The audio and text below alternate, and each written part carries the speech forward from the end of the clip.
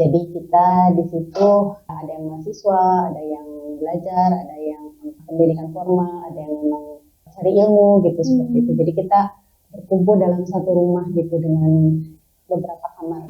Iya, dulu masih di kos-kosan ya Teh, belum jadi masjidnya tuh udah. Belum, jadi masjidnya masih pusat. Mungkin kalau yang punyanya itu ruang keluarga ya. Ya, jadi di situ, jadi ya Masya Allah kalau mau sholat kadang habis hujan kan balocor. Oh iya benar. Jadi kita ngepel dulu sebelum menggelar sajadah. Masya Allah. Ya itu Masya Allah ya. Ya seperti itulah zaman awal. Perjuangan ya. Ya. Itu Gida ingat banget juga sih. Jadi toiletnya Teh atasnya kebuka kan. Iya. Ada yang bagian terbuka. Jadi kalau hujan Teh ya kita ya hujan-hujanan ke toilet. Masya Allah. Jagalah hati, jangan engkau kotori. Jagalah hati, lentera hidup ini. Assalamualaikum warahmatullahi wabarakatuh.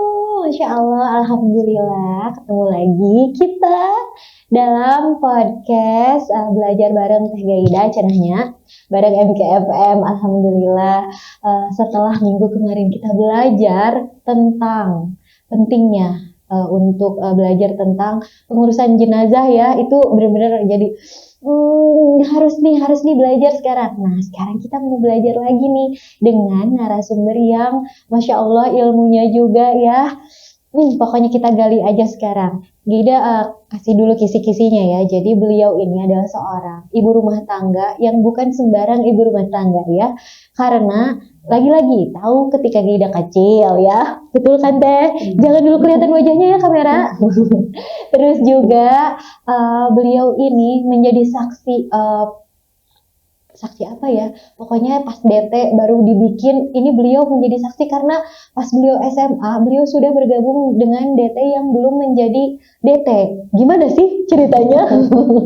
Terus juga beliau ini adalah seorang aktivis pendidikan. Jadi di DT itu ada namanya SPS, di Eko Pesantren Darut Tauhid ya, ada namanya sekolah PAUD, apa PAUD ya Teh? PAUD.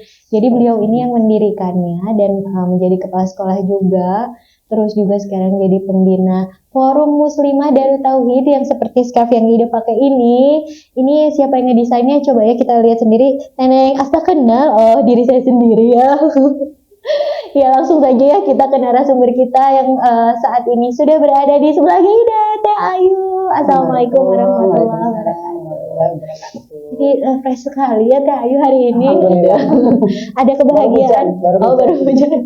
Ya benar-benar itu yang salah satu yang harus kita syukuri ya Teh. Iya. Karena halodo beberapa waktu ini ya. Iya. Halodo teh musim kemarau bukan? Iya kan Teh? Iya. Oh iya. Masya Allah. Ya alhamdulillah teman-teman, perkenalkan ini adalah Teh Ayu. Mungkin kalau di Sivitas DT mah udah sangat dikenal banget ya, karena beliau adalah salah satu istri salah satu pembina Darut Tauhid yaitu Pak Budi Faisal. Jadi dan alhamdulillah beliau juga adalah tetangga Gida di Eko Pesantren. Masya Allah. Gimana Teh kabarnya? Alhamdulillah. Alhamdulillah sehat. Alhamdulillah. Nanya apa ya? Masya Allah. Jadi balik lagi ya tadi ke profilnya. Kalau Teh Ayu ini tahu dari zaman Gaida kecil, oke gitu ya Teh. Dari Gaida baru lahir kayaknya Teh. Enggak, mungkin 5 tahunan ya, 4 tahun. Oh pas udah 5 tahun ya. Jadi saya kayak gendong Gaida. Santri mukim di. Masya Allah. Santri mukim pas awal pisan DT ada atau pas halakoh mulai itu loh Teh?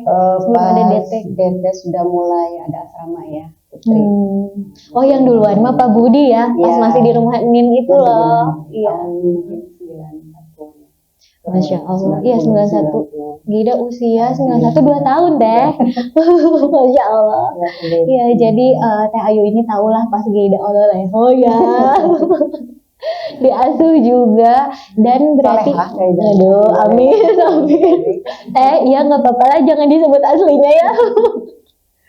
Ya, jadi Teh Ayu ini adalah santri mukim angkatan pertama ya? Iya. Angkatan pertama pisan. Untuk ketika Darut Tauhid sudah diasramakan, jadi pada waktu itu gurunda kita mungkin ingin memfasilitasi untuk para akhwat ya supaya bisa terfokus kegiatannya. Jadi ada satu rumah. Mohon maaf nih kalau nanti ada yang salah disampaikan, seingat saya ya ada satu rumah yang ada beberapa kos. Jadi kita di situ ya ada yang mahasiswa, ada yang belajar, ada yang pendidikan formal, ada yang memang untuk memang cari ilmu gitu seperti itu. Jadi kita berkumpul dalam satu rumah gitu dengan beberapa kamar kos-kosan. Iya, dulu masih di kos-kosan ya Teh, belum jadi masjidnya tuh udah. Belum, jadi masjidnya masih pusat. Mungkin kalau yang punyanya itu ruang keluarga ya. Ya jadi di situ, jadi ya masya Allah kalau mau sholat kadang habis hujan kan balocor. Oh iya bener. Jadi kita ngepel dulu sebelum menggelar sajadah. Masya Allah. Ya itu masya Allah ya. Jadi memori yang luar biasa. Alhamdulillah ketika sekarang melihat Darut Tauhid, barakallah ya sudah Allah memudahkan perjalanannya khususnya di dakwah. Mengingat kami dulu ya seperti itulah zaman awal Perjuangan ya. Iya. Itu Gide ingat banget juga sih. Jadi toiletnya Teh atasnya kebuka kan. Iya. Ada yang Betul. bagian terbuka. Jadi kalau hujan Teh ya kita ya hujan-hujanan ke toilet. Masya Allah. Tapi indah juga sih perjuangan itu ya. Jadi Masya harus Allah. siap basah atau bener. ya memang apa ya istilahnya masih serba terbatas gitu seperti itu. Jadi disitulah dituntut apa ya Perjuangan ya. ridho gitu. Kemudian juga karena kita kan tinggal bersama ya, jadi harus saling memahami. Masya Allah. Hari dulu, nah ujuk-ujuk Teh Ayu ikutan gitu, padahal masih karena belum jadi kan. Kakak saya Umu Yusuf mungkin ya semua. Ya mungkin ada yang sudah kenal kan, beliau biasa juga ngisi di beberapa kegiatan dakwah. Karena beliau masih kuliah, jadi saya Sundanya mengingintil gitu. Dimanapun beliau berada saya ada di situ. Dan memang waktu itu belum berhijab gitu. Belum berhijab ya, sejalan dengan waktu melihat saudara-saudara akhwat di sana, alhamdulillah akhirnya bisa berhijab. Masya Allah, jadi ngikutin Umu, Iya, terus Umu jadi ya. santri Kalau mukim. dibilang sama Guru Ndama si bungsu mungkin, karena saya paling kecil. Masih SMA ya Teh?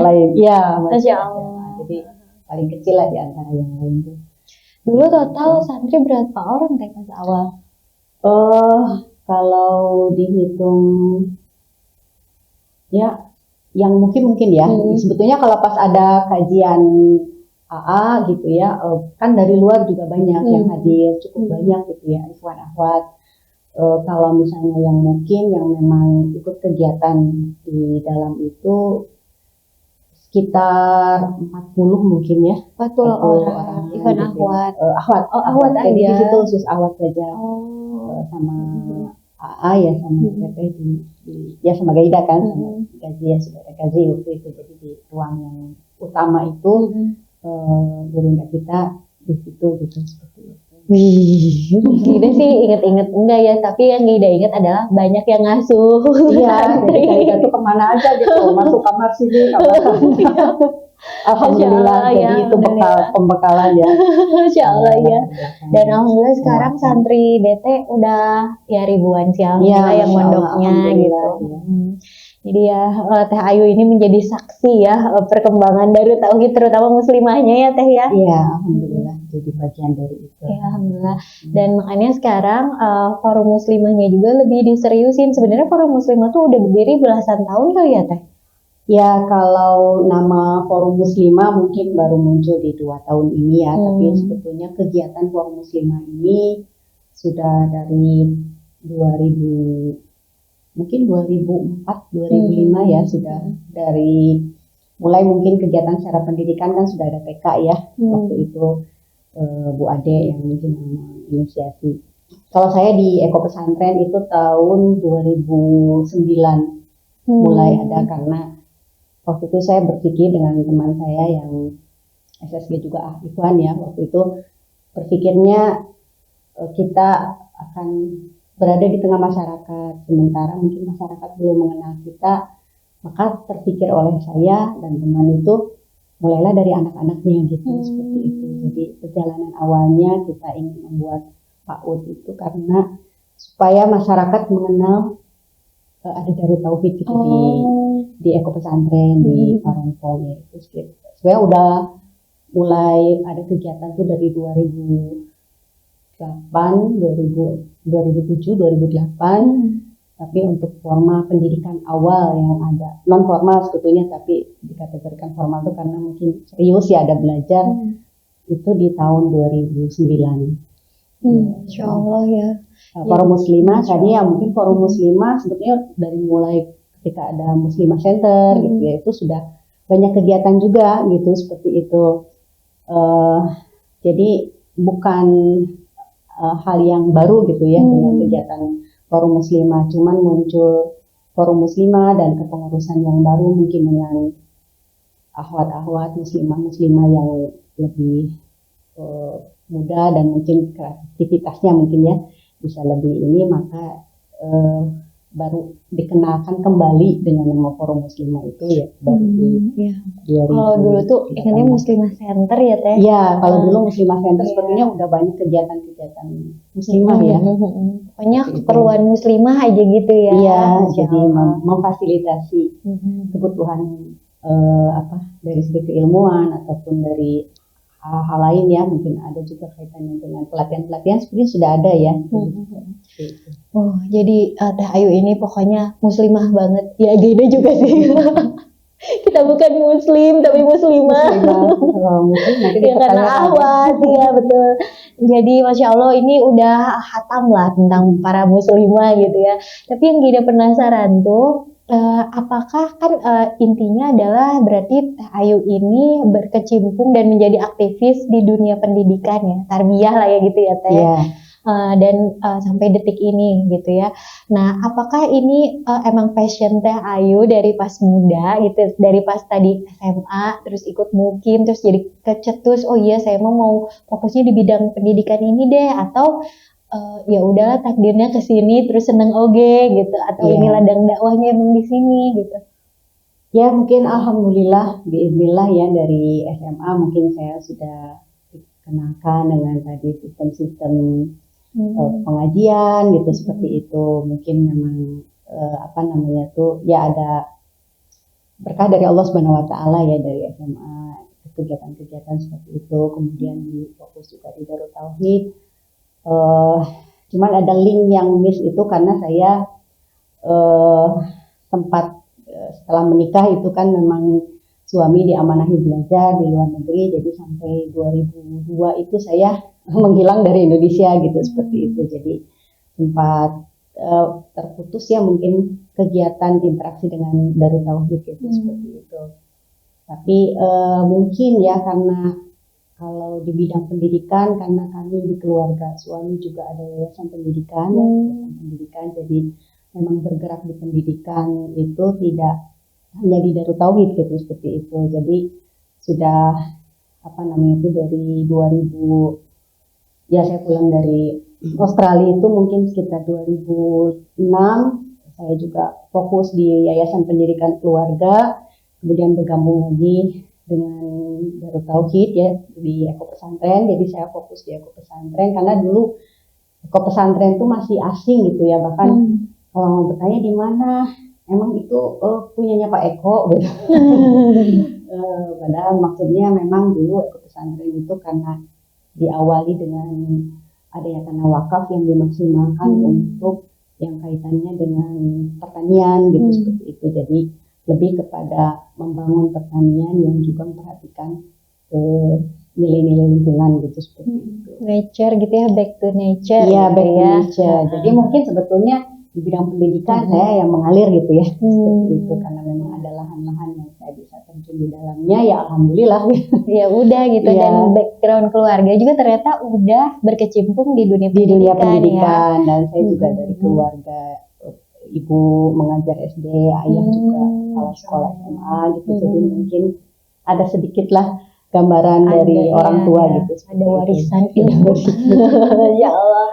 Oh iya tadi ngedenger sempet pindah ke luar negeri, atau Ciamisnya.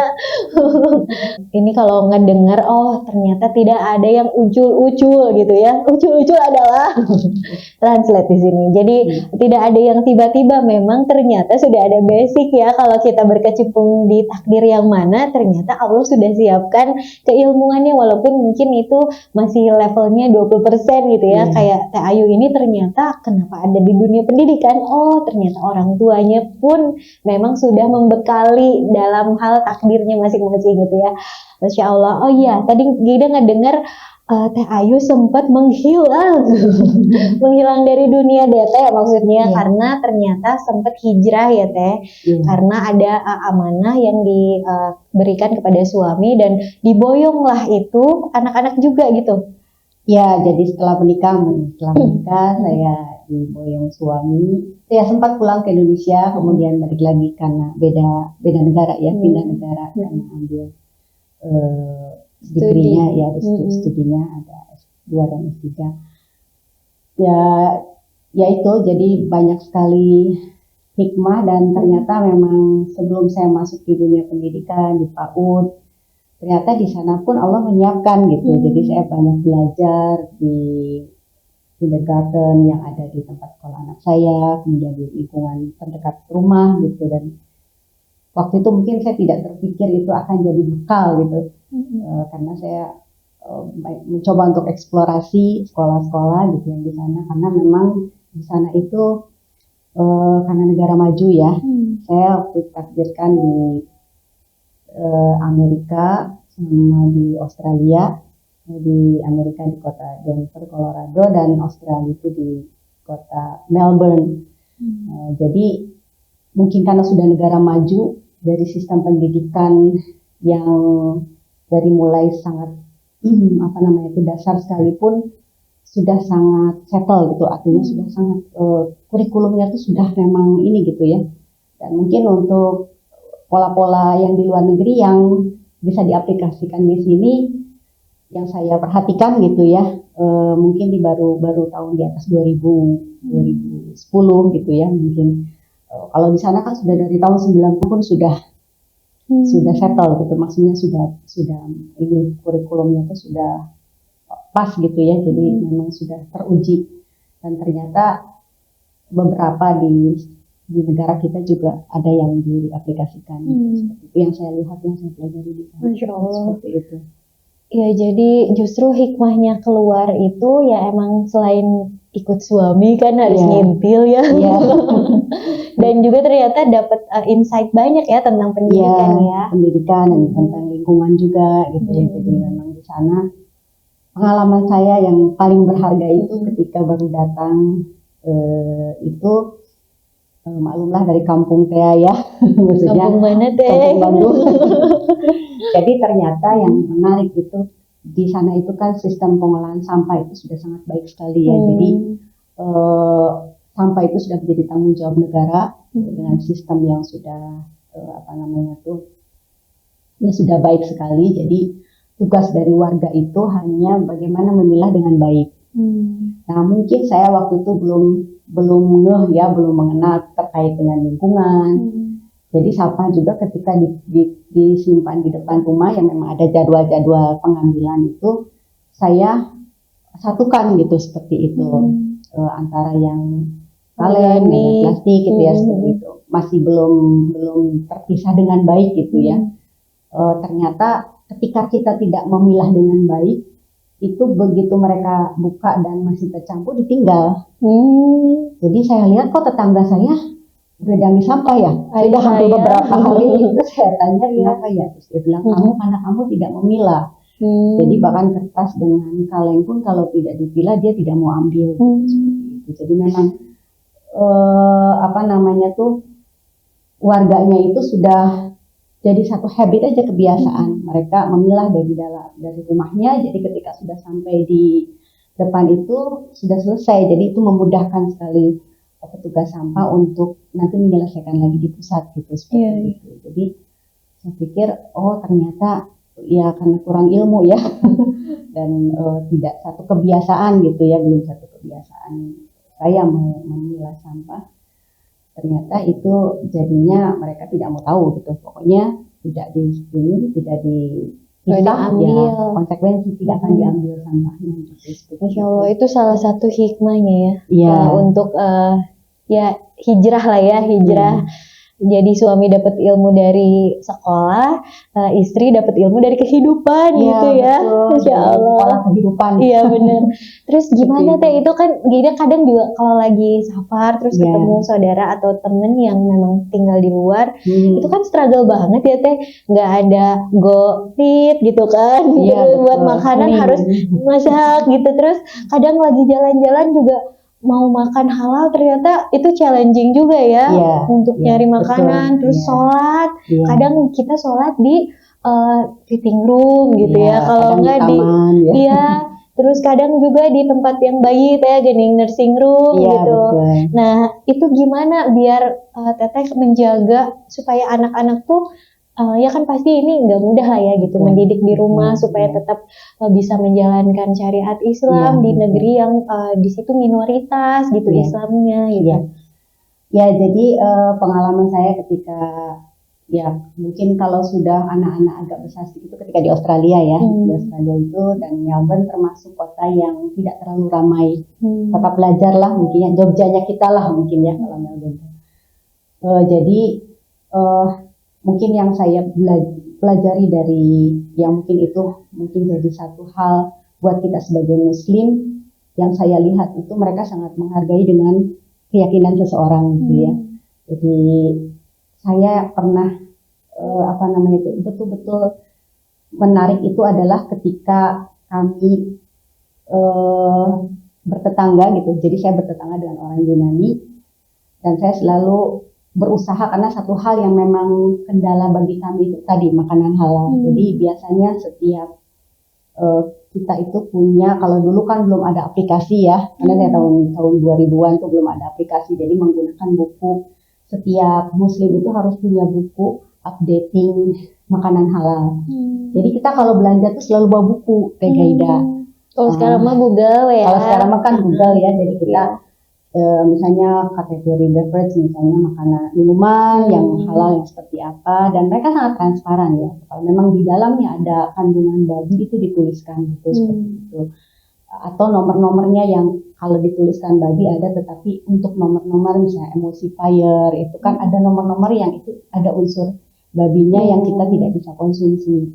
Nah itu mungkin strugglingnya di situ, karena kan anak-anak begitu masuk market ya, wah gitu. Ada apa seperti Yupi ya kalau waktu itu kan yang nyoy tapi kan gelatinnya itu tidak dari biasanya mereka menggunakan yang lebih murah, mungkin yang lebih ekonomis ya.